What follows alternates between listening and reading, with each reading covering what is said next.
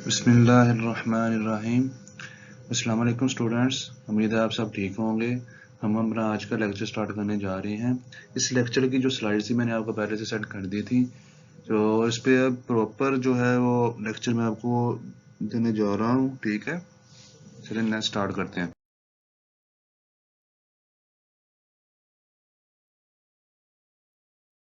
तो यहाँ पे हम देख लेते हैं कि हमारे कौन कौन से टॉपिक हैं जो आज हमने डिस्कस करने हैं, जिनमें सबसे पहले ये है कि constructors in Java. What is constructor in Java, Java के अंदर कंस्ट्रक्टर होते क्या हैं। उसके बाद why we use constructor in Java, हम कंस्ट्रक्टर्स को जावा के अंदर क्यों यूज करते हैं। Problems faced if constructors in Java does not exist. अगर जावा के अंदर कंस्ट्रक्टर का कंसेप्ट ना होता तो हमें कौन कौन से प्रॉब्लम्स फेस करने पड़ते, हम उनको देखेंगे एक दो एग्जांपल्स लेके। उसके बाद है कि types of constructors in Java, Java के अंदर कंस्ट्रक्टर कितनी किस्म के होते हैं और कैसे कैसे हम उनको यूज़ करते हैं वो हम देखेंगे। उसके बाद कंस्ट्रक्टर ओवरलोडिंग है। ठीक है, ये नया कॉन्सेप्ट है एक ओवरलोडिंग का। आपको नेक्स्ट लेक्चर के अंदर मैं ओवरलोडिंग को, मेथड ओवरलोडिंग जो है उसको प्रॉपरली पढ़ाऊंगा। यहाँ में छोटा सा कॉन्सेप्ट है कंस्ट्रक्टर ओवरलोडिंग, जो हम यहाँ पे डिस्कस करेंगे आज। उसके बाद जो लास्ट टॉपिक होगा वो होगा differences between constructor and method, के कंस्ट्रक्टर और एक मेथड के दरमियान में क्या फ़र्क होते हैं, क्या डिफरेंस है उनके अंदर जावा के अंदर, वो हम देखेंगे। चलिए हम स्टार्ट करते हैं यहाँ से। Constructor in Java. What is constructor in Java? In Java constructor is a block of codes similar to the method as that of class name. अब यहाँ पे इसका क्या मतलब है कि जो कंस्ट्रक्टर होता है एक्चुअली ये एक ब्लॉक ऑफ कोड होता है। ठीक है, और जिस तरह मेथड बनाते थे सेम एज इट इज़ ये भी होता है कंस्ट्रक्टर भी, लेकिन इसका फ़र्क ये होता है कि जो क्लास का नेम होता है सेम एज इट इज़ वो ही कंस्ट्रक्टर का नेम होता है। यानी कि हम कंस्ट्रक्टर जब बनाएंगे वो एक्चुअली एक मेथड ही होगा, लेकिन इसमें डिफरेंस आम मेथड से सिर्फ ये होगा कि जो क्लास का नेम होगा वही सेम नेम हमारा कंस्ट्रक्टर का होगा, वही मेथड का नेम होगा। जब इस तरह की सिचुएशन आती है जो नेम क्लास का हो वही नेम हमारा मेथड का हो तो वो एक कंस्ट्रक्टर बन जाता है।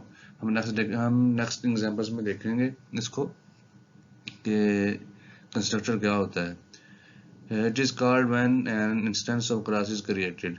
जब मैंने आपको बताया था कि इंस्टेंस वेरिएबल्स के बारे में, जब भी कोई इंस्टेंस वेरिएबल हम क्रिएट करते हैं या कोई इंस्टेंस क्रिएट होता है क्लास के अंदर तो ये ऑटोमेटिकली कॉल हो जाता है हमारा इंस्ट्रक्टर। ठीक है, at the time of calling structure memory of the object is allocated in the memory. जब भी हम कंस्ट्रक्टर को कॉल करते हैं तो जो हमने ऑब्जेक्ट्स हमने बनाए होते हैं, जो हमने अपने वेरिएबल्स डिक्लेयर करवाए होते हैं, तो वो मेमोरी उनको एक मेमोरी एलोकेट हो जाती है। ठीक है, वो जो मेमोरी वो एलोकेट होती है वो हीप मेमोरी होती है, वो हीप पे जाके उसको मेमोरी एलोकेट हो जाती है। It is special type of method which is used to initialise object. तो जो मेन पर्पस है कंस्ट्रक्टर का वो आपको मैं बताता चलूँ कि मेन कंस्ट्रक्टर का जो पर्पस है वो ये है कि हमने वैल्यूज़ को इनिशियलाइज करवाना होता है ऑब्जेक्ट के अंदर। ठीक है, हम किसी भी ऑब्जेक्ट में जब वैल्यूज़ को इनिशियलाइज करवाते हैं तो हम कंस्ट्रक्टर को यूज़ करते हैं। ठीक है, every time when an object is created using the new keyword at least one constructor is called। अच्छा, तो मैंने आपको बारहा बताया है कि जब भी हम न्यू का कीवर्ड यूज़ करते हैं तो इसको क्यों यूज़ करते हैं कि हम ताकि हम ऑब्जेक्ट को क्रिएट कर सकें। जब हमने नया ऑब्जेक्ट क्रिएट करना होता है तो हम न्यू का कीवर्ड यूज़ करते हैं, और जब भी हम न्यू का कीवर्ड यूज़ करते हैं कोई ऑब्जेक्ट बनाते हैं तो वहाँ पे ऑटोमेटिकली एक कंस्ट्रक्टर बन जाता है। चाहे हम बनाएं खुद से या ना बनाए तो सिस्टम यानी कि जो प्रोग्राम है या कंपाइलर है उसको खुद ब खुद एक कंस्ट्रक्टर को क्रिएट कर देता है। ठीक है, इसकी एग्जांपल्स आपको मैं आगे समझाऊंगा। अच्छा, कुछ रूल्स हैं कि हमने जब कंस्ट्रक्टर को क्रिएट करना है तो कुछ रूल्स को हमने फॉलो करना होता है। ठीक है, तो वो 4 किस्म के रूल हैं। ठीक है, there are 4 rules defined for constructor. ठीक है, constructor name must be same as its class name. जैसे कि मैंने आपको पहले भी बताया कि ये कंस्ट्रक्टर का नेम वही होगा जो क्लास का नेम होगा, सेम एज इट इज। जो उसकी मेन क्लास का नेम होगा वही कंस्ट्रक्टर का नेम होगा। उसके बाद है जी constructor must have no explicit run type. Not even void. तो जो हम जब पहले मेथड बनाते थे तो हम किसी की जो रिटर्न टाइप होती थी वाइड होती थी, किसी की हम क्या करते थे कोई भी रख लेते थे। लेकिन यहाँ पे क्या होगा, यहाँ पे कोई भी रिटर्न टाइप नहीं होगी कंस्ट्रक्टर की। ये कंस्ट्रक्टर की एक वो है, सिंबल है कि कंस्ट्रक्टर में कोई भी उसकी रिटर्न टाइप नहीं होती। तो आपने इस बात को हमें याद रखना है, जब भी आपने कंस्ट्रक्टर क्रिएट करना है तो उसके साथ आपने कोई भी रिटर्न टाइप नहीं लगानी, ठीक है। हम वाइड को भी नहीं लगाएंगे, इवन वाइड वाइड का मतलब आपको पता नल होता है, लेकिन फिर भी हम नल को भी नहीं लगाएंगे, यानी कि वाइड को भी हम यूज नहीं करेंगे कंस्ट्रक्टर को क्रिएट करते हुए। आगे जी, we can use access modifiers while declaring a constructor. हम जो एक्सेस मॉडिफायर्स हैं उनको यूज कर सकते हैं कंस्ट्रक्टर को बनाते हुए। In other words, we can use private, protected, public और default access modifiers in constructor in Java. तो ये 4 किस्म के यहाँ पे एक्सेस मॉडिफायर मैंने यहाँ पे मेंशन किए हैं, ठीक है, जिनमें प्राइवेट है, प्रोटेक्टेड है, पब्लिक और डिफॉल्ट है। जस्ट हम इन 4 एक्सेस मॉडिफायर्स को यूज कर सकते हैं। उसके अलावा जो भी हमारे एक्सेस मॉडिफायर्स होंगे हम उसको यूज नहीं कर सकते, ठीक है। जैसे सिंक्रोनाइज हो गया, जैसे कोई और भी है, ठीक है, उनको हम यूज नहीं करेंगे कंस्ट्रक्टर को क्रिएट करते हुए, क्योंकि जो एप्लीकेबल एक्सेस मॉडिफायर्स हैं कंस्ट्रक्टर को जनरेट करने के लिए वो सिर्फ ये 4 हैं, जिनमें private, protected, public and default. उसके बाद जी constructor constructor execute automatically when an object is created. जब भी कोई ऑब्जेक्ट क्रिएट होता है हमारे प्रोग्राम के अंदर, तो जो होता है कंस्ट्रक्टर ऑटोमेटिकली कॉल हो जाता है, एग्जीक्यूट हो जाता है, ठीक है। जब भी हम अपना प्रोग्राम को रन करते हैं ऑब्जेक्ट बनाने के बाद, चाहे यूजर ने या प्रोग्रामर ने कोई कंस्ट्रक्टर बनाया है या नहीं बनाया, ठीक है। अगर नहीं बनाया तो वो क्या करेगा, सिस्टम कंपाइलर खुद से एक कंस्ट्रक्टर को जनरेट करेगा, फिर उसको एग्जीक्यूट कर देगा। अच्छा, नेक्स्ट हम देख रहे हैं कि why we use constructor in Java. हम आखिर जावा के अंदर कंस्ट्रक्टर को क्यों यूज करते हैं, अगर हमें जरूरत क्या पड़ती है कि हम कंस्ट्रक्टर को जावा के अंदर यूज करें। तो a constructor is used to initialise the values of an object. तो यहाँ पे आपने एक बात को याद रखना है कि हम जब कोई भी ऑब्जेक्ट क्रिएट करते हैं तो उस ऑब्जेक्ट को वैल्यूज देने के लिए, ठीक है, हम कंस्ट्रक्टर को यूज करते हैं। और बात आपने ये याद रखनी है कि हम जस्ट वैल्यूज को देने के लिए, वैल्यूज किसी ऑब्जेक्ट को देने के लिए कंस्ट्रक्टर यूज करते हैं, ना कि हम किसी ऑब्जेक्ट को बनाने के लिए कंस्ट्रक्टर यूज करते हैं।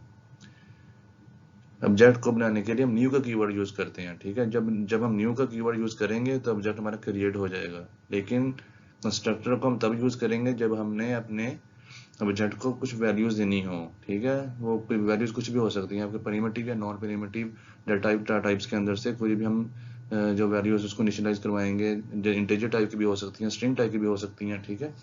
तो जो वैल्यूज हम ऑब्जेक्ट को इनिशियलाइज करवाते हैं वो कंस्ट्रक्टर के थ्रू करवाते हैं। Constructor use to optimise the code, ठीक है। जो कंस्ट्रक्टर होता है वो हमारे कोड को ऑप्टिमाइज कर देता है, यानी कि हमें बहुत सारी लाइनों का कोड जो होता है वो लिखना नहीं पड़ता। कंस्ट्रक्टर की वजह से हमारा जो कोड होता है वो मिनिमाइज हो जाता है, वो ऑप्टिमाइज हो जाता है, ठीक है। Constructor use for high performance of a program, ठीक है। जो कंस्ट्रक्टर होता है, चूंकि जब हमारा कोड ऑप्टिमाइज हो जाएगा तो जो हमारी प्रोग्राम की वो होगी परफॉर्मेंस वो भी हाई हो जाएगी, ठीक है। तो इसलिए हम अपनी परफॉर्मेंस को बेटर करने के लिए भी कंस्ट्रक्टर को यूज करते हैं। Constructor used to construct the values at the time of object creation। देखें, ये वही बात है कि जब हम ऑब्जेक्ट को क्रिएट कर लेते हैं तो हमने अपने ऑब्जेक्ट को कुछ वैल्यूज देनी होती हैं, ठीक है, कुछ वैल्यूज कंस्ट्रक्ट करवानी होती हैं अपने ऑब्जेक्ट के अंदर। तो जब हमने वैल्यूज को असाइन करना है ऑब्जेक्ट को, तो हम कंस्ट्रक्टर को यूज करेंगे। अच्छा, नेक्स्ट हमारा टॉपिक है assume we have not concept of constructor in Java। जैसे कि हमने जब आउटलाइन जो थी हम उसको एक्सप्लेन कर रहे थे, मैंने वहाँ पे आपको बताया था कि अगर कंस्ट्रक्टर का जो कंसेप्ट है जावा के अंदर ना होता तो हमें कौन सी प्रॉब्लम्स को फेस करना पड़ता, तो हम उसको यहाँ पे देखेंगे, ठीक है। तो उससे पहले मैंने आपको पढ़ा चुका हूँ कि हम जब भी कोई ऑब्जेक्ट क्रिएट करते हैं तो उनको किन वेज के थ्रू हम उसको वैल्यूज दे सकते हैं, ठीक है। उसको हम कोई भी वैल्यू साइन कर सकते हैं हम ऑब्जेक्ट्स को, जिनमें सबसे पहले होता है बाय रेफरेंस वेरिएबल्स। तो यहाँ पे भी हम एक एग्जांपल लेंगे, ठीक है, और जिसमें हम रेफरेंस वेरिएबल्स को यूज़ करेंगे और अपने प्रोग्राम को एग्जीक्यूट करेंगे। चलो देखते हैं फिर। अच्छा जी, यहाँ पे सबसे पहले हमारे पास एक क्लास है स्टूडेंट के नेम से, ठीक है, उसके अंदर दो हमारे पास रेफरेंस वेरिएबल्स हैं जिनमें इंट आईडी है और स्ट्रिंग नेम है, ठीक है। यहाँ पे नीचे मैंने एक मेथड बना लिया है वाइड डिस्प्ले के नाम से। इसका जस्ट काम यही है कि इसने आउटपुट देनी है, जो आउटपुट होगी उसको जो सिंपल डिस्प्ले करवाएगा। जैसे कि यहाँ पे system dot out dot println ID plus name है, तो ये ID ये वाली होगी और नेम ये वाला होगा, उसको सिंपल डिस्प्ले करवाएगा, ठीक है। तो यहाँ पे हम आते हैं अपने मेन मेथड के अंदर। हमारा ये मेन मेथड है, इसमें हमने सबसे पहले क्या काम किया हुआ है कि हमने दो जो हैं ऑब्जेक्ट्स क्रिएट किए हैं स्टूडेंट क्लास के। देखें ये हमारे पास ये वाली क्लास है स्टूडेंट, उसका हमने ये यहाँ पे दो ऑब्जेक्ट क्रिएट कर लिए हैं S1 और S2 के नाम से, ठीक है। Student S1 is equal to new student, student S2 is equal to new student. अब हमने क्या करना है कि इनको हमने डिस्प्ले करवाना है सिस्टम के ऊपर। चलो देखते हैं हमें कौन सी वैल्यूज देगा, और ये जब ये एग्जीक्यूट होगा तो उसकी आउटपुट क्या आएगी। उसके लिए हम क्या करेंगे, यहाँ पे S1 डॉट डिस्प्ले, ठीक है, S1, और ये हमने इसको कॉल कर लिया इस फंक्शन को, ये वाला जो हमारा मेथड है डिस्प्ले का उसको यहाँ पे कॉल कर लिया। उसी तरह हमने क्या किया, S2 डॉट डिस्प्ले, इसी तरह इसको दोबारा हमने कॉल किया यहाँ पे। जब हम इसको एग्जीक्यूट करेंगे तो हमारे पास आउटपुट क्या आएगी, तो उसकी आउटपुट होगी 0 और नल। 0 क्यों होगी, जब हम किसी भी इंटीजर टाइप की वेरिएबल को कोई हम वैल्यू नहीं देते, कोई वैल्यू साइन नहीं करते, जब वो एग्जीक्यूट होता है तो उसकी बाय डिफॉल्ट जो वैल्यू होती है वो 0 होती है, ठीक है। इसी तरह जब हम किसी स्ट्रिंग टाइप के वेरिएबल को कोई वैल्यू साइन नहीं करते और उसको एग्जीक्यूट करवाते हैं, ठीक है, उसके आउटपुट शो करवाते हैं, तो जो बाय डिफॉल्ट उसकी जो वैल्यू होती है वो नल होती है स्ट्रिंग टाइप के वेरिएबल्स की। तो यहाँ पे क्या हुआ है कि हमने रेफरेंस वेरिएबल को यूज़ किया है, ठीक है, और हमने वो सिंपल जो हम रेफरेंस वेरिएबल्स हैं उनकी आउटपुट यहाँ पे लेके आए हैं, हमने कोई वैल्यू उसको साइन नहीं की, ठीक है। चलो नेक्स्ट चल।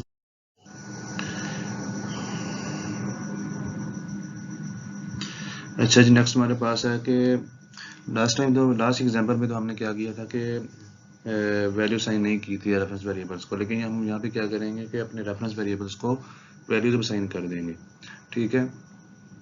तो यहाँ पे हमने int ID is equal to 101 मैंने ID को असाइन कर दिया। उसके बाद string name is equal to Ali, मैंने स्ट्रिंग टाइप का वेरिएबल लिया, उसको मैंने क्या किया है कि अली वैल्यू दे दी मैंने, यहाँ पे उसको नेम स्टोर करवा दिया उसके अंदर। यहाँ पे नीचे वैसे ही मैंने लास्ट एग्जांपल की तरह बना लिया है, एक वाइड का मेथड बना लिया है, ठीक है, सॉरी वाइड डिस्प्ले का मेथड बना लिया है जो सिंपल डिस्प्ले करवाएगा ID और यूजर जो हमारा नेम है यहाँ पे। उसके बाद क्या होगा कि यहाँ पे हमने पब्लिक स्टैटिक वाइड मेन का मेथड बना लिया है, ठीक है। उसके अंदर दो हमने क्या किया है कि ऑब्जेक्ट्स क्रिएट कर लिए हैं स्टूडेंट S1 स्टूडेंट S2, ठीक है, इस क्लास के स्टूडेंट क्लास के। तो यहाँ पे नीचे हमने सेम वही काम किया है कि S1 डॉट डिस्प्ले इस फंक्शन को कॉल किया, S1 dot display S2 dot display हमने इस फंक्शन को कॉल किया जस्ट फॉर आउटपुट। तो जो हमारे पास इस बार जो आउटपुट आएगी वो आएगी 101 अली, फिर 101 अली, दोनों ऑब्जेक्ट्स के लिए, ठीक है। S1 के लिए भी क्या आएगा हमारे पास 101 अली, और S2 के लिए भी हमारे पास क्या आएगा 101 अली। तो यहाँ पे अब जो मेन प्रॉब्लम ये है कि चूंकि हमने जब हम किसी भी ऑर्गेनाइजेशन का या किसी भी क्लास का डाटा मेंटेन करते हैं प्रोग्राम के थ्रू, तो हमें हर बंदे की या हर स्टूडेंट की या हर एम्प्लॉय की जो ID होती है उसको यूनिक रखना पड़ता है, ठीक है। लेकिन यहाँ पे आप देखेंगे कि यहाँ पे जो ID है वो यूनिक नहीं रह रही। देखें कि S1 के लिए भी वही सेम 101 ID आ रही है, और S2 के लिए भी स्टूडेंट जो दूसरा स्टूडेंट उसके लिए भी 101 ही ID आ रही है। तो ये सबसे बड़ी प्रॉब्लम है हमारे पास। इसको हम कैसे ओवरकम कर सकते हैं, देखिए हम ये तो या तो एक तरीका ये है कि मैं यहाँ पे हर स्टूडेंट के लिए अलग से ID का एक वेरिएबल लूँ, फिर उसका नेम का वेरिएबल लूँ, फिर उसको असाइन करूँ। तो जब हम सपोज हमें 1000 ऑफ स्टूडेंट्स का डाटा मेंटेन करना है तो हमारे लिए प्रॉब्लम हो जाएगी ना 3 नंबर ऑफ लाइन का कोड लिखने के लिए, तो हमारी जो कोड ऑप्टिमाइजेशन तो नहीं होगी उसके अंदर, ठीक है। ये इसकी प्रॉब्लम है, यहाँ पे हमारे पास प्रॉब्लम आ जाएगी, ठीक है, क्योंकि हमारी जो ID है वो हमारे पास यहाँ पे यूनिक नहीं रह रही, ठीक है। हमने अपनी ID को यूनिक रखना है, तो उसके लिए हम क्या करेंगे कि हम कंस्ट्रक्टर को यूज़ करेंगे, जो नेक्स्ट आपको एग्जांपल में बताऊंगा, ठीक है। अब यहाँ हम जितने भी जहाँ पे ऑब्जेक्ट क्रिएट करता जाऊंगा उनकी सेम आउटपुट आएगी। ठीक है, 101 अली 101 अली, यही हमारे पास आउटपुट आएगी यहाँ पे। नेक्स्ट हमारे पास एक और एग्जांपल है, ठीक है, उसको हम देखते हैं अब। अच्छा, इसमें हम क्या करेंगे कि by signing values to objects.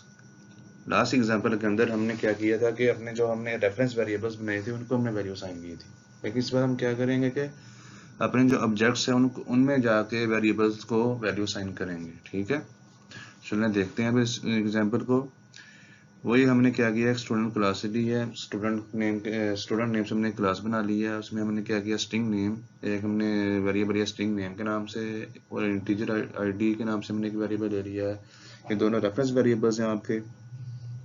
उसके बाद नीचे हमने वाइड डिस्प्ले का एक हमने मेथड बना लिया है, और नीचे हमारे पास यहाँ पे पब्लिक स्टैटिक वाइड में मेन का मेथड आ गया हमारे पास।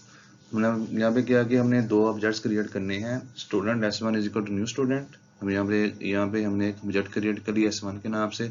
तो मैं क्या करूँगा, s1 डॉट नेम ये वाला आ गया हमारे पास, dot name is equal to Ali.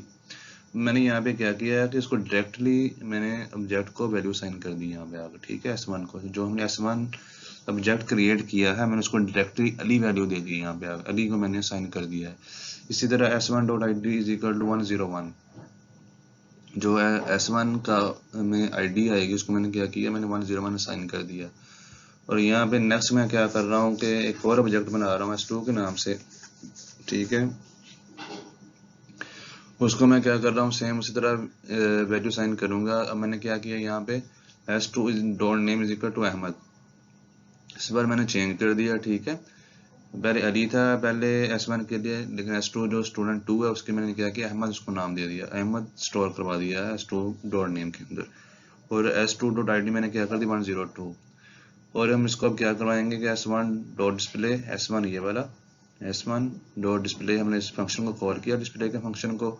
s2 ये वाला डॉट डिस्प्ले के मेथड को हमने कॉल किया। तो अब जिसको हम एग्जीक्यूट करवाएंगे तो हमारे पास क्या आउटपुट आएगी, अली 101 इस ऑब्जेक्ट के लिए। s1 के लिए क्या होगा आउटपुट, अली आएगा और 101 उसकी आईडी आएगी। s2 के लिए क्या होगा, अहमद नेम आएगा और 102 उसकी आईडी होगी। ठीक है, यहाँ पे हम देखेंगे कि हमारा जो पिछले लास्ट एग्जाम्पल के अंदर हमारा एक प्रॉब्लम आ रहा था कि सेम नेम और सेम आईडी आ रही थी, यहाँ पे बहुत ओवरकम हो गया हमारा यहाँ पे आके। लेकिन अब आप यहाँ पे भी देखें कि हमारा जो कोड है अभी भी ऑप्टिमाइज नहीं हुआ। ठीक है, अब मेरे पास अगर 1000 ऑफ स्टूडेंट्स का डाटा होता तो क्या मैं हर स्टूडेंट का नया ऑब्जेक्ट क्रिएट करता। ठीक है, उसके बाद मैं उसको अलग से वैल्यू साइन करता।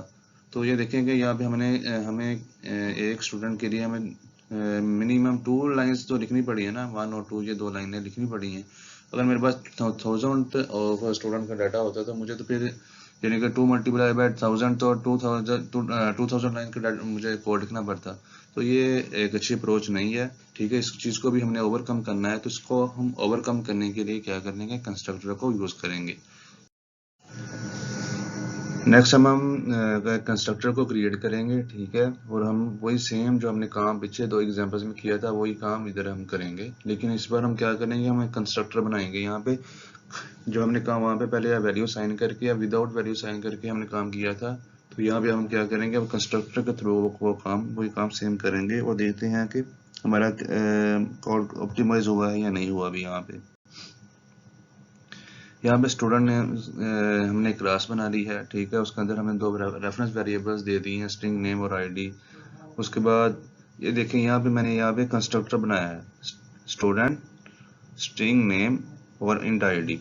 ये जो स्ट्रिंग नेम है और इंट आईडी है हमने क्या किया, पैरामीटर दे दिए हैं हमने कंस्ट्रक्टर को। ठीक है, और एक और चीज को देखना है, यहाँ पे जो हमारे पास क्लास का नेम है सेम एज इट इज हमारे पास कंस्ट्रक्टर का नेम है। ठीक है, हम इस कंस्ट्रक्टर में हम क्या करेंगे, this dot name is equal to name, ये वाला जो नेम है मेरे पास, this dot name is equal to name, मैंने इस नेम को ये नेम असाइन कर दिया, यानी कि इस स्ट्रिंग वेरिएबल को मैंने ये वाला स्ट्रिंग वेरिएबल जो रेफरेंस वेरिएबल था मैंने वो असाइन कर दिया है। जो वैल्यू इसके अंदर आएगी वो ऑटोमेटिकली इसको चली जाएगी।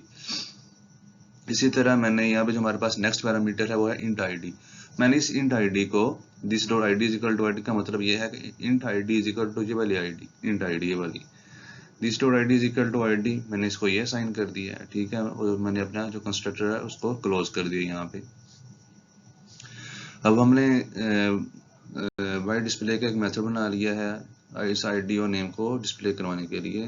नेक्स्ट हमारे पास मेन का मेथड आ गया। मेन के मेथड के अंदर हमने क्या किया, दो ऑब्जेक्ट्स को क्रिएट किया है, स्टूडेंट 1 के नाम से और स्टूडेंट 2 के नाम से, S1 और S2। Student S1 is equal to new student. अब हमने क्या किया, डायरेक्टली वैल्यू हम साइन करेंगे यहाँ पे। हम जो हमने पैरामीटर यहाँ पे क्रिएट किए थे ये वाले, हम उन पैरामीटर्स को हम वैल्यूज दे देंगे यहाँ पे। जैसे कि स्ट्रिंग नेम में मैंने इसको अली दे दिया है, इंट आईडी है उसको मैंने 101 दे दिया है, और इसी तरह student S2 is equal to new student Ahmad और 102। ठीक है, मैंने क्या किया कि नया जो मैंने एक स्टूडेंट क्रिएट किया S2 के नाम से, जिसका ऑब्जेक्ट बनाया मैंने, उसको वैल्यू क्या दिया, अहमद और 102। ठीक है, अब क्या होगा इस एग्जाम्पल के अंदर, क्या कि ये जो वैल्यूज हैं अहमद और 102 और अली और 101 इसमें जाएंगे। ठीक है, इस कंस्ट्रक्टर के अंदर जाएंगे।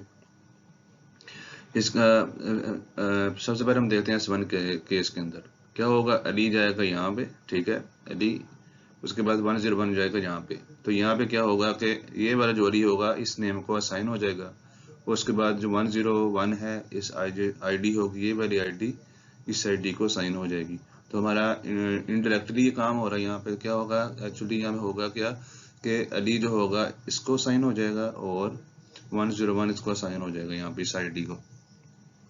तो इसी तरह स्टूडेंट 2 के केस के अंदर होगा, अहमद यहाँ हमारे पास यहाँ पे आएगा, इसको साइन हो जाएगा, उसके बाद 102 इसको इस आईडी को साइन हो जाएगा, यहाँ पे वैल्यू साइन हो जाएगी। तो हम नीचे हमने सिंपल क्या किया, S1 डॉट डिस्प्ले, इस हमने फंक्शन को कॉल किया, S2 डॉट डिस्प्ले हमने इस फंक्शन को दोबारा कॉल कर दिया स्टूडेंट 2 के लिए। जब हम इसको एग्जीक्यूट करेंगे हमारे पास आउटपुट क्या आएगी, S1 के लिए क्या आउटपुट होगी हमारे पास, अली 101 अहमद 102। ठीक है, अब यहाँ पे हमारे पास जो हमारे लास्ट एग्जाम्पल के अंदर 2-3 लाइनों का कोड आ रहा था, वहाँ पे यहाँ पे ऑप्टिमाइज हो गया हमारे पास सिर्फ कंस्ट्रक्टर बनाने की वजह से। ये जस्ट मैं आपको एग्जाम्पल के थ्रू समझा रहा हूँ। ठीक है, हमारे पास क्या होगा, यहाँ पे कोड ऑप्टिमाइज हो गया हमारे पास। हम यहाँ पे जितने भी अब स्टूडेंट क्रिएट करते जाएंगे तो हम उसको वैल्यू साइन कर सकते हैं। यहाँ पे मैंने क्या किया, मैंने स्ट्रिंग और इंटीजर टाइप की वेरिएबल ली है। मैं अगर यहाँ पे अरे बना लेता कोई, ठीक है, अरे बना के मैं 1000 ऑफ स्टूडेंट्स के डाटा को मैं जस्ट 1 लाइन के अंदर स्टोर करवा सकता हूँ। ठीक है, तो हम उम्मीद है कि आपको समझ आ गई होगी हम कंस्ट्रक्टर को क्यों यूज करते हैं। ठीक है, हमारा कोड कैसे ऑप्टिमाइज होता है, हमारी प्रोग्राम की जो परफॉर्मेंस है वो कैसे बेटर हो सकती है। हैं नेक्स्ट हमारे पास है types of constructors in Java. ठीक है, there are 3 types of constructor in Java, default constructor, no argument constructor, parameterised constructor. ठीक है, जो डिफॉल्ट कंस्ट्रक्टर है वो होता है नो आर्गुमेंट कंस्ट्रक्टर। ठीक है, नेक्स्ट आपको समझाता हूँ। ठीक है, उसके बाद हमारे पास नो आर्गुमेंट कंस्ट्रक्टर जो यूजर डिफाइन होता है। ठीक है, उसके बाद पैरामीटराइज्ड कंस्ट्रक्टर। सबसे पहले देखते हैं डिफॉल्ट कंस्ट्रक्टर क्या होता है। ठीक है, default constructor is generated by compiler, has no argument. जब भी हम कोई ऑब्जेक्ट क्रिएट करते हैं तो अगर यूजर कोई कंस्ट्रक्टर खुद से नहीं बनाता तो जब उसकी एग्जीक्यूशन होगी तो जो कंपाइलर होगा ऑटोमेटिकली ये कंस्ट्रक्टर को जनरेट कर देगा। ठीक है, तो वो जो कंस्ट्रक्टर होगा उसे हम कहते हैं डिफॉल्ट कंस्ट्रक्टर, क्योंकि वो यूजर क्रिएट खुद से नहीं करता, उसको जो कंपाइलर है वो जनरेट करता है। ठीक है, इसलिए हम उसको डिफॉल्ट कंस्ट्रक्टर कहते हैं। क्योंकि अब उसके अंदर कोई आर्गुमेंट नहीं होता, उसके अंदर कोई पैरामीटर नहीं होता, तो हम उसको क्या कहते हैं, उसको हम ये भी कह देते हैं नो आर्गुमेंट कंस्ट्रक्टर। ठीक है, when user do not make a constructor then compiler provides you a default constructor। ठीक है, जब कोई यूजर या प्रोग्रामर कोई कंस्ट्रक्टर खुद से नहीं बनाता ऑब्जेक्ट को क्रिएट करते हुए, तो जो कंपाइलर होगा जब उसकी एग्जीक्यूशन होगी प्रोग्राम की, तो जो कंपाइलर होगा वो डिफॉल्ट कंस्ट्रक्टर को जनरेट कर देगा। ठीक है, उस ऑब्जेक्ट के लिए। और यहाँ पे आपने बात को याद रखना है कि जो कंस्ट्रक्टर डिफॉल्ट जो कंस्ट्रक्टर होता है, जो जब क्रिएट होता है, जनरेट होता है, तो उसको कंपाइलर करवाता है, कि जेवीएम नहीं करवाता उसको। जावा वर्चुअल मशीन जो होती है वो कोड को रन करती है, लेकिन जो कंस्ट्रक्टर होता है उसको वो कंपाइलर ही क्या करवाता है, जनरेट करवाता है। यहाँ पे हम क्या करते हैं कि डिफ़ॉल्ट कंस्ट्रक्टर की एग्जांपल को देख लेते हैं। यहाँ पे मैंने एक क्लास बनाई है बाइक के नाम से, ठीक है, और बाइक के नाम से मैंने एक क्लास बनाई है, ठीक है। ये देखें, उसके बाद मैंने क्या किया, मेन का मेथड मैंने कॉल कर दिया, ठीक है। उसमें मैंने क्या किया कि सिंपल मैंने bike b is equal to new bike, मैंने एक बाइक क्लास का एक ऑब्जेक्ट क्रिएट कर दिया है, और मैं उसको क्या करूँगा, ये एग्जीक्यूट करवा दूंगा। जब मैं इसको एग्जीक्यूट करवाऊंगा यहाँ पे कोई एरर मेरे पास नहीं आएगा, ठीक है। मेरा जो प्रोग्राम होगा वो रन हो जाएगा। लेकिन क्या होगा, कंपाइलर क्या करेगा, यहाँ पे मुझे एक कंस्ट्रक्टर को क्या करेगा, जनरेट कर देगा। जब मैं फिजिकली नजर तो नहीं आएगा हमारे कोड के अंदर, लेकिन जो उसकी बैक एंड के ऊपर, बैक एंड पे एक कंस्ट्रक्टर जो होगा वो क्रिएट हो जाएगा, हमारे पास जनरेट हो जाएगा ऑटोमेटिकली। इसी तरह मैंने आपको यहाँ पे ये एक शेप से भी शो किया है, ठीक है, बना के। क्लास बाइक है, उसके बाद कंपाइलर से कंपाइल होगा, और यहाँ पे मेरे पास ये क्लास बाइक है, और इसके नीचे बाइक, ये जो है मेरे पास बाइक, ये मेरे पास क्या होगा कि कंस्ट्रक्टर जो होगा इसकी बैकएंड पे क्या होगा, जनरेट हो जाएगा हमारे पास। यहाँ हमारे पास कंस्ट्रक्टर, डिफॉल्ट कंस्ट्रक्टर की एक और हमारे पास एग्जांपल है यहाँ पे, ठीक है। तो मैंने क्या किया, क्लास बाइक वन, एक मैंने बाइक वन के नाम से क्लास बनाई है, उसके अंदर मैंने रेफरेंस वेरिएबल दिया है आई के नाम से, इंटीजर आई। मेन का मतलब मैंने कॉल किया, ठीक है, bike one is equal to b is equal to new bike one, ठीक है। ये मैंने क्या किया, इस क्लास का एक ऑब्जेक्ट क्रिएट कर दिया बी के नाम से। अब यहाँ पे सिंपल में क्या करूंगा, system dot out dot print ln b dot I, ये वाला बी, और इसने क्या किया, इस आई को कॉल किया है। ये हमने एग्जांपल इसलिए ली है कि हम एक्चुअली देखना चाहते हैं कि क्या वाकई कंपाइलर है कंस्ट्रक्टर को जनरेट करता है कि नहीं करता, ठीक है। अगर यहाँ पे कंपाइलर कंस्ट्रक्टर को जनरेट ना करवाए तो हमारे पास क्या होगा, बी डॉट आई पे क्या एरर आएगा हमारे पास, ठीक है। अगर हमारे पास जनरेट करवाता है कंपाइलर कंस्ट्रक्टर को तो फिर एरर नहीं आएगा, ठीक है। जब हम इसको कंपाइल करेंगे तो हमारे पास आउटपुट आएगी जीरो। जीरो क्यों आएगी, क्योंकि यहाँ हमारे पास इंटीजर टाइप का वेरिएबल आई, और हमने इसको कोई वैल्यू साइन नहीं की।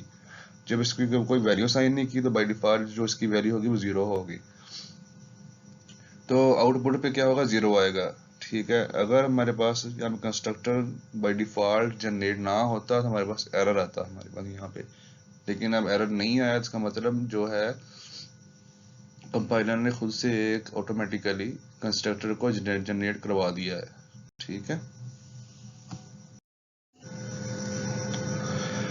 उसके बाद हमारे पास है जी नो आर्गुमेंट कंस्ट्रक्टर। ये यूजर डिफाइंड कंस्ट्रक्टर होता है, ठीक है, इसको यूजर खुद से बनाता है, ठीक है। No argument constructor is created by user programmer, it has no argument. ये जो कंस्ट्रक्टर होता है जो जावा के अंदर, इसको यूजर या प्रोग्रामर खुद से बनाता है, ठीक है, उसको कोई आर्गुमेंट नहीं होते, इसको यूजर खुद से कोई आर्गुमेंट नहीं देता, ठीक है। जिसकी एग्जांपल हमारे पास क्लास बाइक वन, ठीक है, मैंने इसमें क्या किया, ये बाइक वन का मैंने यहाँ पे एक कंस्ट्रक्टर बना लिया है, ठीक है। ये नो आर्गुमेंट कंस्ट्रक्टर हमारे पास, क्योंकि यहाँ पे कोई आर्गुमेंट नहीं है इसके अंदर। इन पैरेंथेसिस के अंदर अगर कोई आर्गुमेंट होते तो हम वो होता है हमारे पास पैरामीटराइज कंस्ट्रक्टर, ठीक है। लेकिन यहाँ पे हमने इसको कोई भी हमने पैरामीटर नहीं दिए, इसका मतलब ये हमारे पास नो आर्गुमेंट कंस्ट्रक्टर है, इसके अंदर कोई आर्गुमेंट्स मौजूद नहीं है। तो मैंने इस कंस्ट्रक्टर के अंदर किया क्या है, system dot out println bike is created, ठीक है। मैंने सिंपल एक मैसेज शो करवा दिया यहाँ पे बाइक इज क्रिएटेड का। अब मैं क्या करूंगा कि मेन का मेथड यहाँ पे लिखूंगा, मेन के मेथड के अंदर क्या करूंगा, एक बाइक वन का बी के नाम से एक वो ऑब्जेक्ट क्रिएट करवाऊंगा, ठीक है। Bike one b is equal to new bike one, मैंने यहाँ पे क्या किया, एक ऑब्जेक्ट क्रिएट करवा लिया है, ठीक है। अब उसको मैं जब एग्जीक्यूट करवाऊंगा तो हमारे पास आउटपुट क्या आएगी, बाइक इज क्रिएटेड, ठीक है। ये वाला हमारे पास कंस्ट्रक्टर कॉल होगा, और जो उसकी आउटपुट हमारे पास आ जाएगी, bike is created.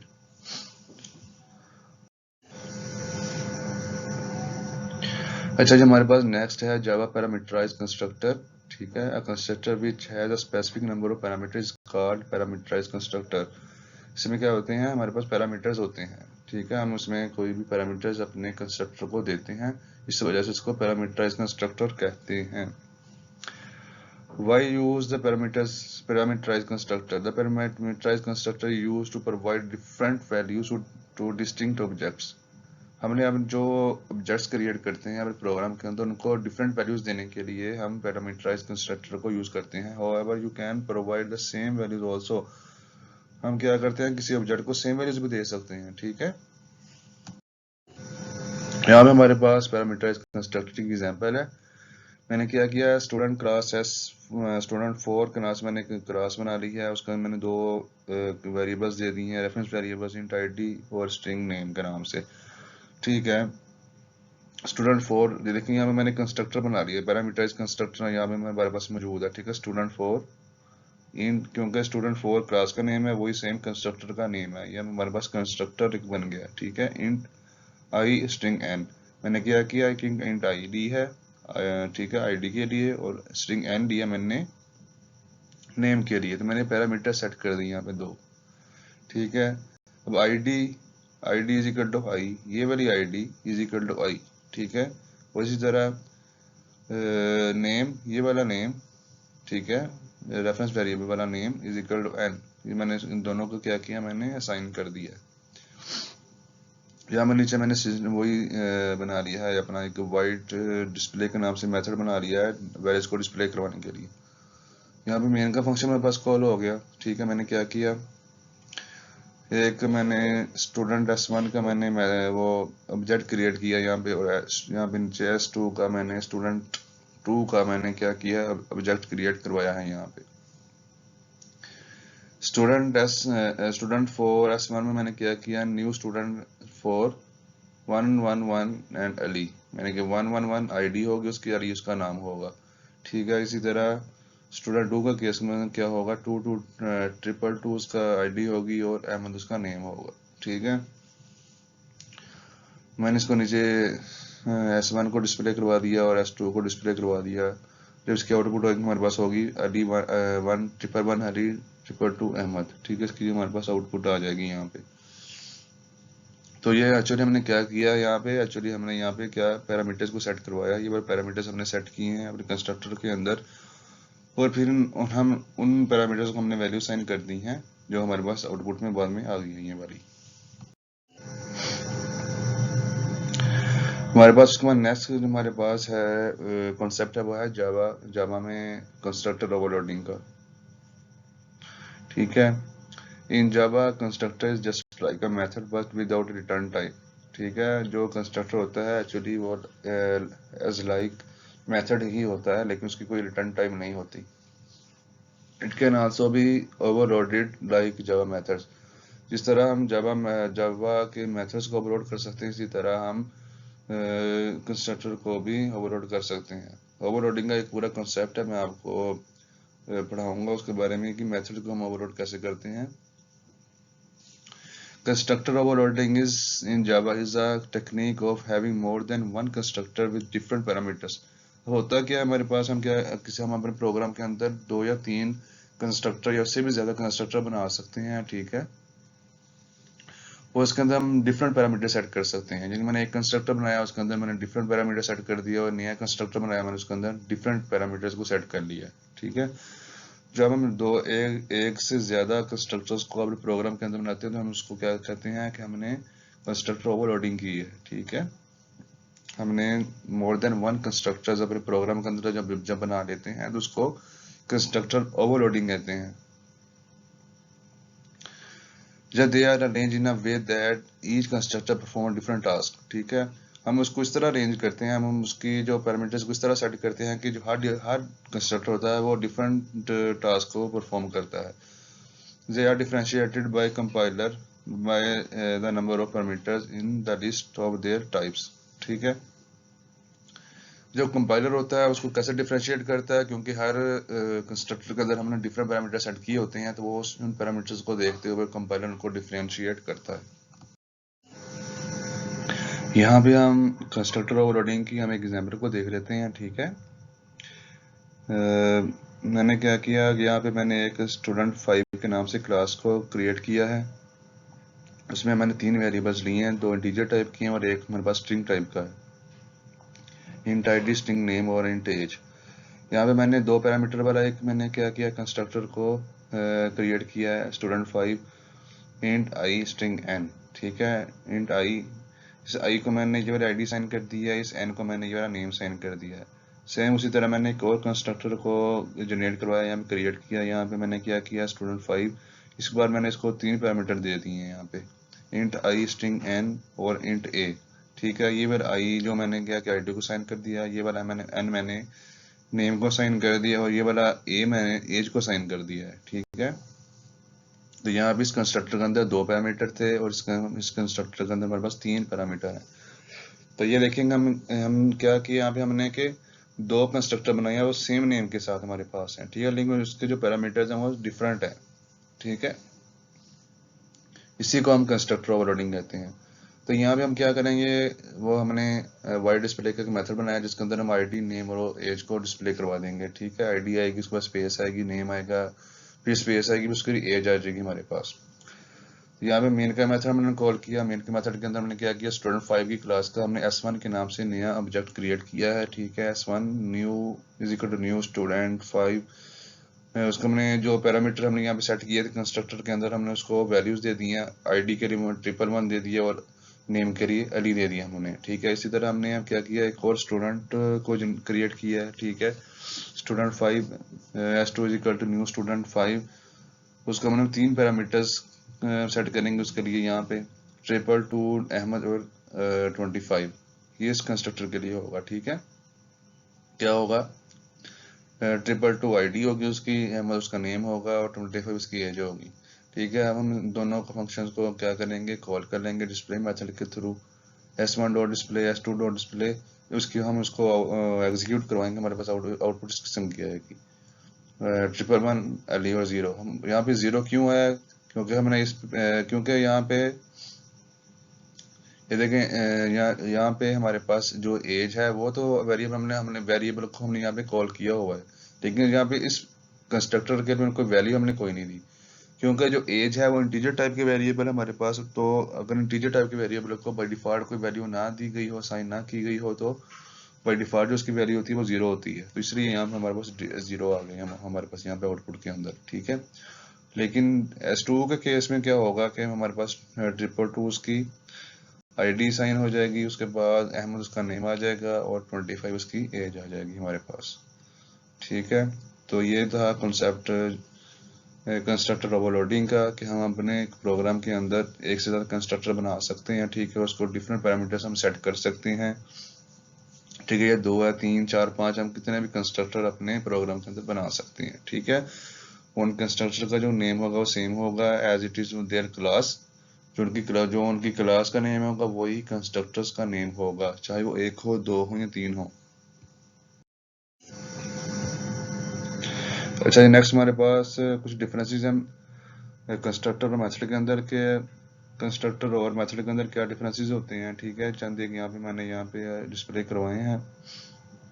Constructor use to initialise the value of an object.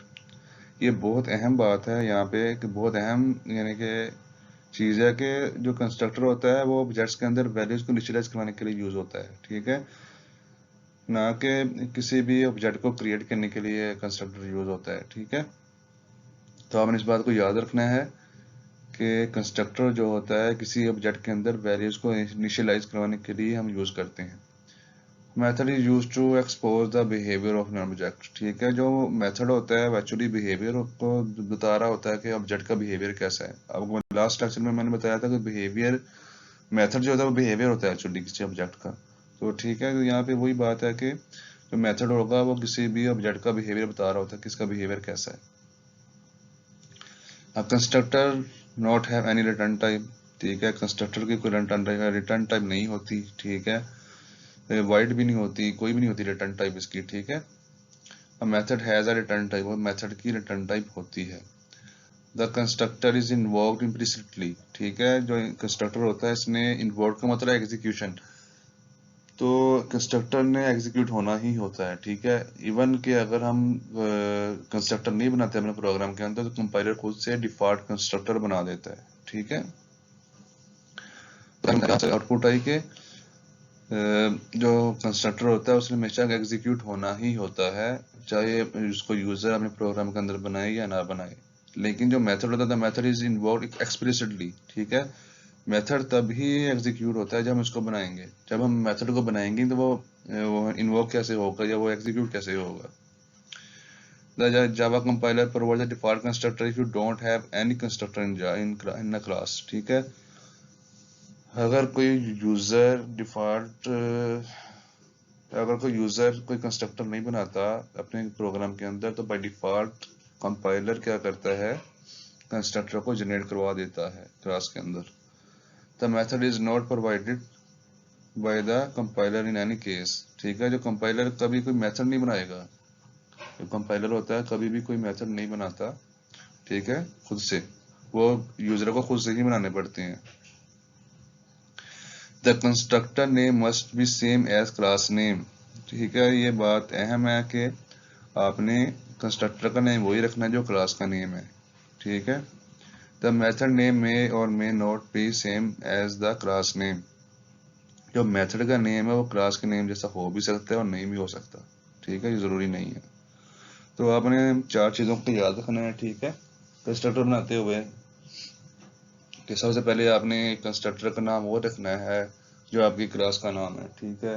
वो चेंज नहीं हो सकता कंस्ट्रक्टर के केस के अंदर, ठीक है। उसके बाद दूसरी जो बात आपने याद रखनी है वो ये है कि कंस्ट्रक्टर की कोई रिटर्न टाइप नहीं होती, ठीक है।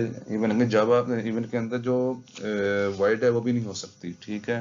और तीसरी बात मैंने याद रखनी है कि कंस्ट्रक्टर के अंदर जो एप्लीकेबल एक्सेस मॉडिफायर्स हैं वो 4 किस्म के हैं। वो हैं public, protected, default and private, ठीक है। इसके अलावा जो कोई भी एक्सेस मॉडिफायर होगा वो कंस्ट्रक्टर के लिए एप्लीकेबल नहीं होगा, ठीक है। और चौथी बात जो आपने याद रखनी वो यह है कि जो कंस्ट्रक्टर होता है वो एग्जीक्यूट होता है ऑटोमेटिकली, ठीक है। चाहे आप अपने प्रोग्राम के अंदर बनाएं या ना बनाएं, उसने एग्जीक्यूट होना ही होता है। अगर आप बनाते हैं तो वेल एंड गुड, अगर नहीं बनाते तो कंपाइलर उसको खुद से जनरेट करके कंपाइल करता है, ठीक है। तो इन 4 चीजों को आपने कंस्ट्रक्टर को बनाते हुए आपने ज़हन में रखना है, ठीक है।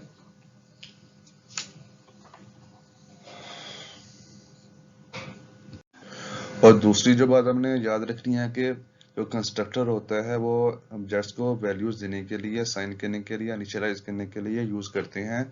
कंस्ट्रक्टर को हम किसी ऑब्जेक्ट को क्रिएट करने के लिए यूज नहीं करते, ठीक है।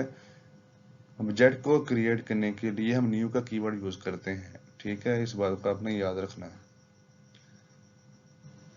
आप इस लेक्चर को सुने, इसमें जो मसला हो फिर मुझे ग्रुप के अंदर मैसेज करें, ठीक है।